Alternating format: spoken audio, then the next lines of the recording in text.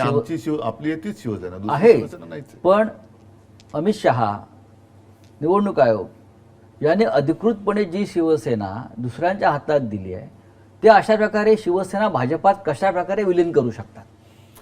नाही, शेवटी त्यांना म्हणजे हे शिवसेनेचं अस्तित्व संपवण्याचा प्रयत्न आहे का? हो, पण ते संपवू शकत नाहीत ना. इतके वर्ष होऊनही जनतेला ते माझ्यापासून तोडू शकत नाहीत. हेच तर त्यांचं दुःख आहे. त्याच्यामुळे आता शेवटचा पर्याय तोच आहे की जो त्यांचा पहिला पर्याय होता की जाऊन घालीन लोटांगण वंदिने चरण करायचं, कारण दुसरा पर्यायच नाहीये.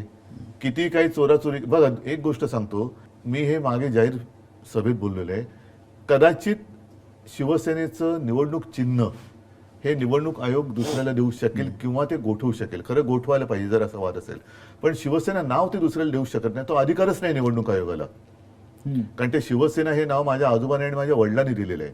उद्या मी निवडणूक आयुक्ताचं नाव बदलून त्याचं नाव धोंड्या ठेवलं तर अधिकार आहे का? पण मग जर माझं नाव बदललं तर मी त्याला धोंड्याच म्हणणार.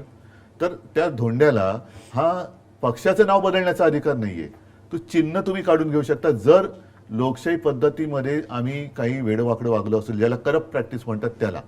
पण संविधानानुसार असेल किंवा इतर काही गोष्टीनुसार असेल, त्याच्यात जर आम्ही चूक केलेली नसेल तर ते आमचं चिन्हही काढू शकत नाही. मतांची टक्केवारी वगैरे हा जे काय असेल ते त्या चिन्हापुरतं आहे, पण नाव नाही देऊ शकत. धोंड्याने हे केलं ना, त्या धोंड्याने ते बेकायदेशीर केले. त्या धोंड्याला शिवसेना नाव दुसऱ्याला देताच येत नाही ना, तो त्याच्या अधिकारच्या बाहेरच आहे. पण त्या धोंड्याला शेंदूर फासणारे दिल्लीत बसलेत म्हणून चालतंय.